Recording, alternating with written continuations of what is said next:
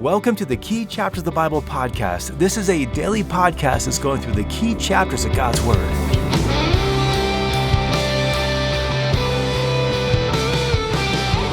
Well, hey everyone, welcome to our study in the key chapters of God's Word. Hope you're having a great day today. Today, we're going to be looking at 1 Kings chapter 17. We're going to be introduced to a key prophet for the Jewish people named Elijah. Now, Elijah's name means the Lord is God, and that's going to be his message, and we're just going to see how that unpacks over the next several days. As we go into our passage here, we began yesterday just unpacking how the kingdom had divided after Solomon's death into the northern kingdom consisting of 10 tribes and the southern kingdom consisting of 2 tribes. Solomon's son Rehoboam ruled the southern kingdom, Jeroboam ruled the northern kingdom. Unfortunately, neither was a good king, and Jeroboam started the north on a trajectory towards increasing rebellion to the Lord. And that rebellion to the Lord just continues growing throughout the kings of the north. And then we come to chapter 17, where we see the reign of King Ahab. King Ahab was a particularly evil king. And if you were to look back just at chapter 16, you would see in the last few verses there, it just talks about how he's done more evil than all the other kings before him. And in verse 31, he even marries Jezebel, the daughter of Baal, the king of the Sidonians, and they're in this region of Sidon, which is just the epicenter of Baal worship. So Ahab is in full-blown rebellion against the Lord, and he's given himself over to Baal worship. Now Baal, B-A-A-L, was just another god who promised power and prosperity. He was technically the god of nature and fertility and rain, and since basically nature and fertility and rain dictate prosperity, if you want to be rich in their world, you got to go to Baal. And so Ahab was a Baal worshiper. He marries the daughter of this Baal priest named Jezebel, and she tries to make Baalism the national religion of the land. She even executes a whole bunch of prophets of the Lord. And this whole situation wasn't good for the people of God because this is all so tempting. They look and say, man, our prophets are getting killed. Baal seems to be giving prosperity. Maybe we should follow him. Well, now we come to chapter 17. We're introduced to this prophet named Elijah. Now we see the intestinal fortitude of Elijah right here in verse 1, because he says to Ahab, and this is the king of Israel, he says to him, as the Lord, the God of Israel lives. And remember, his name means the Lord lives. As the Lord, the God of Israel lives, before whom I stand, surely there shall be neither dew nor rain these years, except by my word. Now, they're in this agrarian economy. They require rain. This is a declaration that basically the Lord's going to shut down Israel's economy to show his power. And so here the Lord's prophet Elijah goes to Ahab, the king, basically for Baal worship, and says, you know what? The Lord is going to shut down Israel until you recognize who he is. And to make his point super clear, he picks on or addresses the very thing that Baal claimed to have most control over. He's going to shut that down to show God's power over everything, including rain. Well, you can imagine this doesn't go over real well, and so the Lord tells him, you know what, it's probably time to head out, and he heads out to the brook of Cherith, which is even beyond the Jordan River.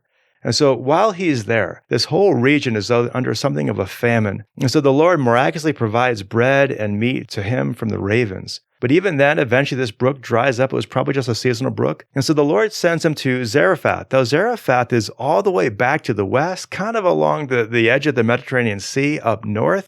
And that, remember, going back to 1 Kings 16:31, that is the epicenter of Baal worship. That's where Jezebel is from. She's the one who murders the Lord's prophets. And Elijah is going right there into that hotbed of hostility. Well, he arrives at Zarephath and he meets a widow who is starving with a famine. She thinks she's pretty much a goner. In verse 12, she thinks she's cooking her last meal before she dies. But if you look at verse 12, notice what she starts to say to Elijah. She says, as the Lord your God lives. And so this seems to be a woman who is sitting here surrounded by Baal worshipers, and she is still putting her faith and trust in the Lord. Even back in verse 9, the Lord has commanded her to provide for Elijah. So at some level, she's a follower of God here. And so she does what Elijah asks, and she prepares the food and she gives it to him. And miraculously, the Lord provides for her and for her son, and they don't run out of food. Now, you would think that all would be well here. But then, in verse 17, the widow's son dies. Just to show us that even when God is working, we still have to deal with the reality of life as well. Well, understandably, she's devastated by the loss of her son, and so she's quick to blame Elijah. But Elijah takes this as another opportunity to show the Lord's power and his glory. So he prays over this boy, and he comes back to life. Now, we call this an event a resuscitation rather than a resurrection, because the true resurrection will be when Jesus returns and gathers his people into his kingdom. Those who are resurrected will not die. But all these other people, like this boy here or Lazarus later on, these are resuscitations because those folks eventually do die. But we have here the Lord stepping in, giving life to this boy, once again demonstrating his power, because here they are in the seedbed, the epicenter of Baal worship, who was supposedly the God of life as well. And here we're seeing, no, it's the Lord who brings this boy back to life. And so that's the basic gist of what's happened in this passage here. And there's a few reasons why we need to know about this chapter. The first is that this just introduces us to Elijah. Elijah is a key person over the next several chapters. He's going to always be a key person in the Jewish perspective of God's work among his people. You see, Elijah and the next prophet, Elisha, these two prophets together represent one of these extended periods of time where the Lord provides and teaches through signs and wonders, calling people to himself. The first was when God used Moses to perform all kinds of signs during the Exodus. Now we are in the age of Elijah and Elisha, and we're reading about that now. Then we're going to see miraculous signs during the early church as God's calling people to him there. And the final era has yet to come, and that will be at the end times in the book of Revelation. These are all eras in the working of God amongst people where he uses signs and wonders to show his reality and call people to himself. And so it's just helpful for us to know that Elijah and Elisha were two of those guys, and we're reading about them right now.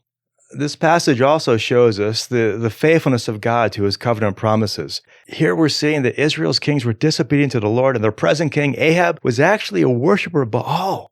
And this is a desperate situation where the Lord sends now this prophet on the scene to remind the people through these miracles of signs and wonders that they were still the people of God, and they were still in a covenant relationship with him.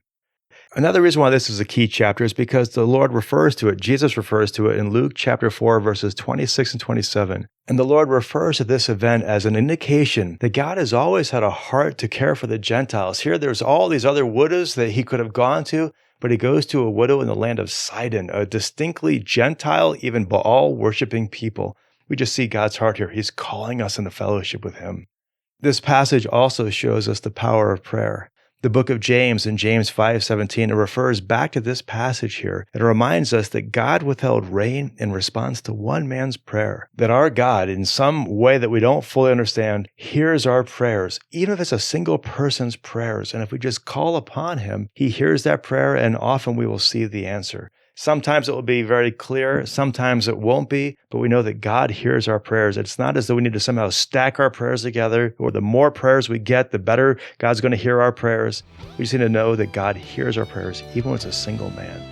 And so that's chapter 17 here, a chapter that shows us that God was calling people to himself, even when they're disobedient to him, and he's just setting the stage for chapter 18, which is one of the most powerful passages in this section of Old Testament history. I look forward to unpacking chapter 18 with you tomorrow. Hope you have a great day. Thanks and God bless.